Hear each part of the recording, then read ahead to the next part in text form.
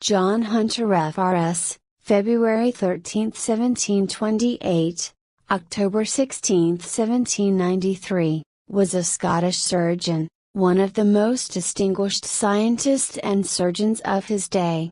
He was an early advocate of careful observation and scientific method in medicine. He was a teacher of, friend of, and collaborator with, Edward Jenner, the inventor of the smallpox vaccine. His wife, Anne Hunter, née Home, was a minor poet, some of whose poems were set to music by Joseph Haydn. He learned anatomy by assisting his elder brother William with dissections in William's Anatomy School in London, starting in 1748, and quickly became expert in anatomy. He spent some years as an army surgeon, worked with the dentist James Spence conducting tooth transplants, and in 1764 set up his own anatomy school in London.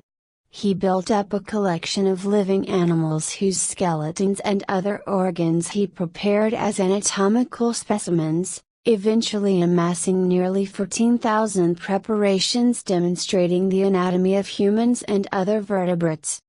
Hunter became a Fellow of the Royal Society in 1767. The Hunterian Society of London was named in his honour, and the Hunterian Museum at the Royal College of Surgeons preserves his name and his collection of anatomical specimens. Hunter was born at Long Calderwood, now part of East Kilbride, Lanarkshire, Scotland, the youngest of 10 children. The date of his birth is uncertain. Robert Chambers' Book of Days, 1868, gives an alternative birth date of 14 July, and Hunter is recorded as always celebrating his birthday on this date rather than 13 July as shown in the parish register of the town of his birth. Family papers cite his birthday as being variously on 7 and 9 February. 3 of Hunter's siblings, one of whom had also been named John, died of illness before he was born. An elder brother was William Hunter, the anatomist. As a youth, John showed little talent, and helped his brother-in-law as a cabinet maker. When nearly 21 he visited William in London, where his brother had become an admired teacher of anatomy. John started as his assistant in dissections, 1748, and was soon running practical classes on his own. It has recently been alleged that Hunter's brother William, and his brother's former tutor William Smellie, were responsible for the deaths of many women whose corpses were used for their studies on pregnancy. John is alleged to have been connected to these deaths, since at the time he was acting as William's assistant.